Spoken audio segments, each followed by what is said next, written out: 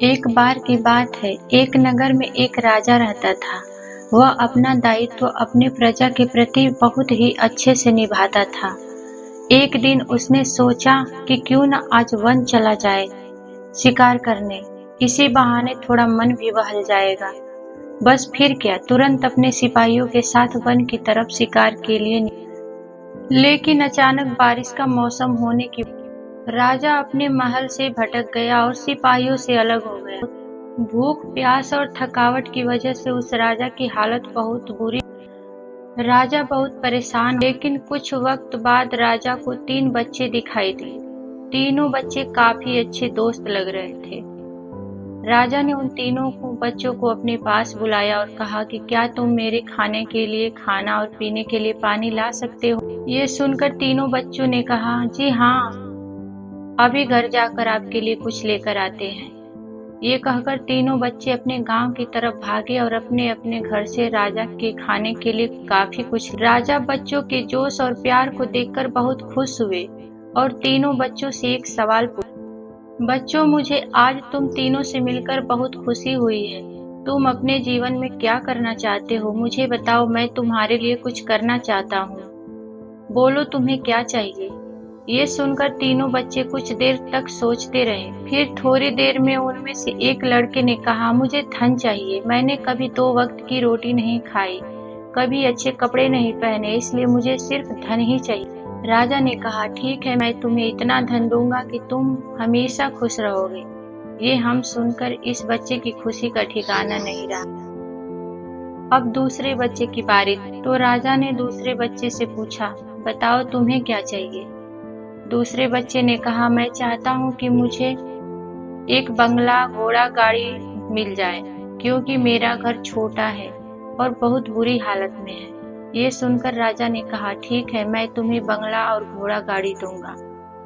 अब तीसरे बच्चे की बारी थी, तो राजा अपने तीसरे बच्चे से, बताओ तुम्हें क्या चाहिए?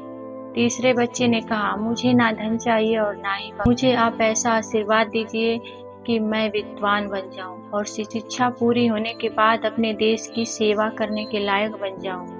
जब राजा ने तीसरे बच्चे की बात सुनी तो राजा तीसरे बच्चे से बहुत खुश हुए और राजा ने उस तीसरे बच्चे के लिए सर्वोत्तम शिक्षा का इंतजाम करवाया। तीसरा बच्चा बहुत मेहनती था, इसलिए दिन रात एक करके उसने पढ़ाई की और बहुत बड़ा विद्वान बन गया और सही वक्त आने पर राजा ने उसे अपने राज्य का मंत्री बना दिया। अचानक राजा को सालों पुरानी वो घटना याद आ गई। राजा ने मंत्री से कहा, कई सालों पहले तुम्हारे साथ जो 2 बच्चे थे, अब उनका क्या हाल है? मैं एक बार चाहता हूँ कि तुम तीनों से एक साथ फिर से मिलो। एक काम करो, अपने तीनों दोस्तों को कल खाने पर आमंत्रित कर लो। मंत्री ने अपने दोस्तों के पास ये संदेश भेज दिया। अगले दिन तीनों दोस्त राजा के सामने उपस्थित हुए। राजा ने कहा, आज मैं तुम तीनों को फिर से एक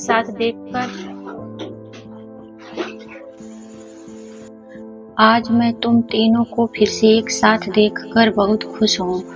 राजा ने मंत्री के कंधे पर हाथ रखकर कहा, इनके बारे में तो मैं जानता हूँ, तुम दोनों मुझे अपने बारे में बताओ। ये सुनकर जिस लड़के ने धन मांगा था, उस लड़के ने कहा, महाराज, मैं बहुत परेशान हूँ।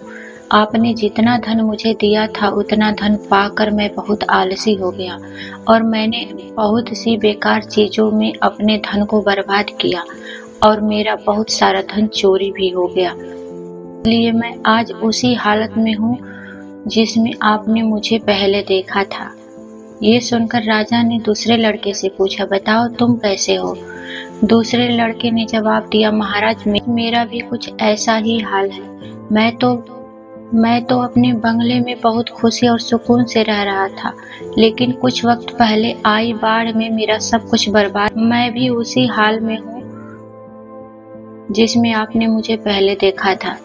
ये सब सुनकर राजा ने कहा, अब इस बात को हमेशा याद रखना कि धन, दौलत, संपत्ति हमारे पास हमेशा नहीं रहती, लेकिन ज्ञान और शिक्षा ऐसे अनमोल खजाने हैं जो हमेशा हमारे पास रहते हैं और इसे कोई चुरा भी नहीं सकता। अगर तुम शिक्षा में विद्वान बन जाओगे तो धन और संपत्ति अपने आप तुम्हें मिल जाएंगे। धन पाने का लालच हर किसी को होता है। हर कोई चाहता है कि वो अच्छे घर में रहे, अच्छा खाना खाए और अच्छे कपड़े पहनकर एक सेठ की जिंदगी जिए। लेकिन ज्ञान और शिक्षा के बिना अगर उसको बंगला, पैसा, गाड़ी भी मिल जाए तब भी वो आपके किसी काम का नहीं, क्योंकि तब आपको समझ नहीं आएगा कि इसे संभालना कैसे है। दोस्तों, कहानी अच्छी लगी तो प्लीज लाइक सब्सक्राइब जरूर करें। धन्यवाद।